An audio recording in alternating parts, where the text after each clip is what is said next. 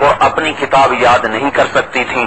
اس امت کو اللہ نے یہ عزت بخشی کہ یہ اپنی کتاب کو یاد کر لیتے ہیں. 7 سال کا بچہ قرآن کا حافظ 70 سال کی عمر میں بھی حفظ کر سکتا ہے.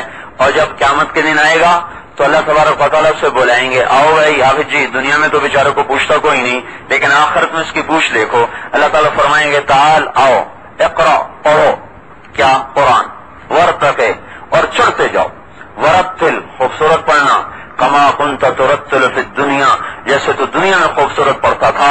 فإن منزلتک عند آخر آیت تقرأها, جب تو قرآن کے آخر میں پہنچے گا تو جنت کے سب سے اوپر والے درجے پر تیرا فیصلہ ہو چکا ہوگا. تو پہلی امتیں اپنی کتاب یاد نہیں کر سکتی تھیں. ہم تو یاد کر لیتے ہیں, وہ یاد نہیں کر سکتے تھے, ایک لفظ بھی یاد نہیں کر سکتے تھے. ہمیں اللہ نے یاد کروا دیا اور سینے میں ڈال دیا, اور 10 اپنے گھر کے افراد کو جنت میں حافظ قرآن لے کے جا سکتا ہے. وہ لوگ جن کے لیے جہنم کا فیصلہ ہو چکا ہو. اللہ نے یہ اسی امت میں یہ نعمت بخشی. پہلی امتوں کو یہ نعمت اللہ تعالیٰ نے نہیں عطا فرمائی. اسی امت کے ساتھ یہ سارا اللہ تعالیٰ کا سلسلہ رحمت چلا. پھر ہمارے اعمال کی قیمت بڑھا دی, بے بہا گنا کر دی. باپ کو محبت سے دیکھا, کیا زور لگا بھائی, باپ کو محبت سے دیکھا, ایک حج کا ثواب. کوئی زور لگتا ہے؟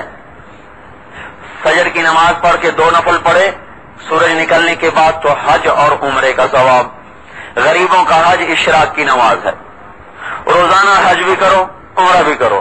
اللہ تعالیٰ نے اس امت کے غریبوں کو بھی نعمت دے دی. کہا تمہیں اب تمہارے پاس پیسے نہیں ہیں, تم نہیں جا سکتے, کوئی بات نہیں, تم فجر کی نماز پڑھ کے وہیں بیٹھ جاؤ مسجد میں, اور جب سورج نکل آئے کتنی دیر میں, 20-25 آدھے گھنٹے کے بعد تو 10 منٹ گزر جائیں تو اٹھ کے 2 نفل پڑھ لو, میں تیرے لیے حج اور عمرہ لکھ دوں گا. اب چاہے مالدار پڑھے چاہے فقیر پڑھے, سب کے لیے حج اور عمرہ لکھا جا رہا ہے. یہ نعمتیں پہلی امتوں کو نہیں ملی تھیں.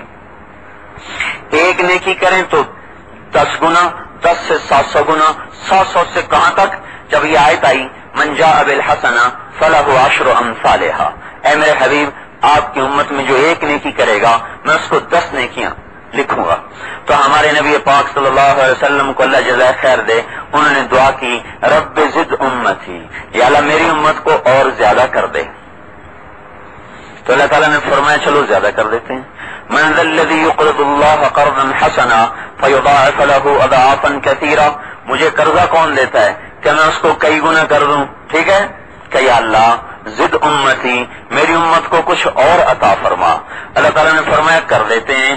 مثل الذین ينفقون اموالهم فی سبیل اللہ کمثل حبہ انبتت 7 سنابل فی کل سنبلۃ 100 حبہ واللہ یضاعف لمن یشاء واللہ واسع علیم, کہ جو آپ کی امت کا 1 روپیہ میرے نام پہ خرچ کرے گا تو میں اس کو 700 گنا کر دوں گا. اب ٹھیک ہے, 1 کا 700 ٹھیک ہے کہ نہیں, یا اللہ زد امتی, میری امت کو اور عطا فرما. تو اللہ تعالیٰ نے فرمایا پھر آپ تو کسی عدد پہ راضی ہوتے نظر نہیں آتے, چلو انما یوفی الصابرون اجرهم بغیر حساب, ہم آپ کی امت کو بے حساب دیں گے. کوئی حساب نہیں, کوئی کھاتا نہیں, بغیر حساب کے دیں گے.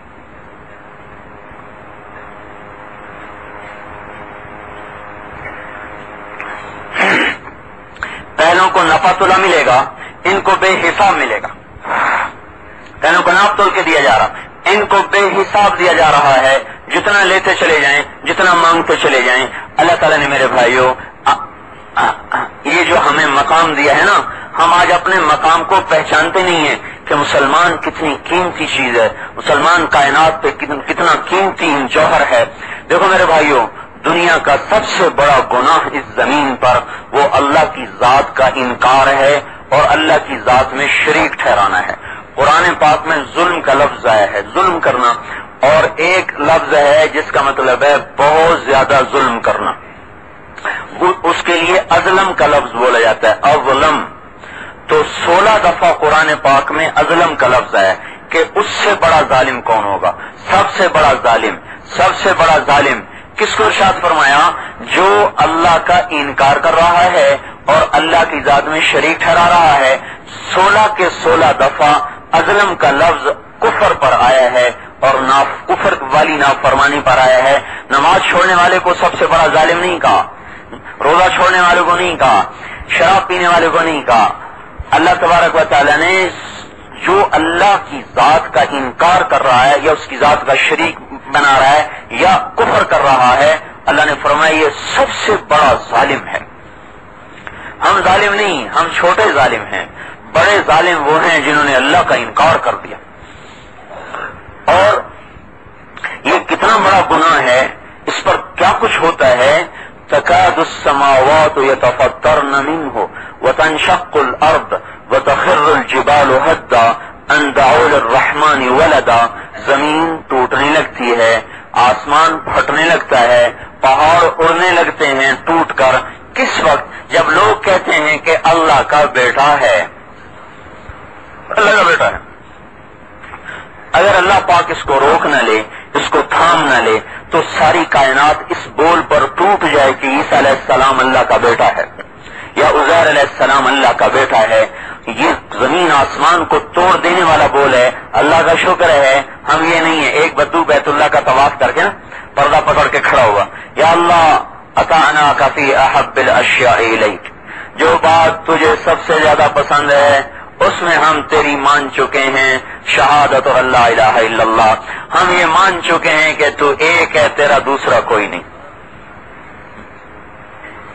اطعنا کا فی احب الاشیاء الیک، جو تیری سب سے محبوب چیز ہے وہ ہم مان چکے ہیں. ولم نعصق فی ابغض الاشیاء الیک، اور جو چیز تجھے سب سے زیادہ ناپسند ہے ہم اس کو بھی چھوڑ چکے ہیں، اس میں بھی ہم نے تیری نافرمانی نہیں کی. الاشراک فیک، تیری ذات میں شریک ٹھہرانا، یہ گناہ تجھے سب سے زیادہ برا لگتا ہے، یہ ہم نہیں کرتے. تیری ذات کو ایک ماننا، یہ نیکی تجھے سب سے زیادہ اچھی لگتی ہے، ہم یہ کر چکے ہیں. فاغفر ما بین ذلک، اس کے درمیان ہم نے اور بہت سی برائیاں کی ہیں، وہ تو مہربانی کر کے معاف کر دے. دنیا کی سب سے قیمتی متاع مسلمان ہے، دنیا کا سب سے قیمتی جوہر مسلمان ہے، جس کی برکت سے سورج نکلتا ہے، رات آتی ہے، چاند ڈھلتا ہے، سایہ ڈھلتا ہے، فصلیں اپنے غلے نکالتی ہیں، زمین اپنے خزانے اگلتی ہے، آسمان سے بارشیں برستی ہیں، موسم بدلتے ہیں، پھول مہکتے ہیں، اور کائنات کا نظام چلتا ہے اس مسلمان کی برکت سے. لیکن چونکہ ہم دنیا میں کمزور ہو چکے ہیں آج کل، اور دنیا بڑی ہو چکی ہے، تو ہم اپنی قیمت خود نہیں سمجھتے کہ اللہ نے میری کیا قیمت بنائی ہے. آپ اندازہ فرمائیں، ایک دفعہ عربوں نے بنی اسرائیل پہ حملہ کر دیا، لوٹ مار کرتے تھے.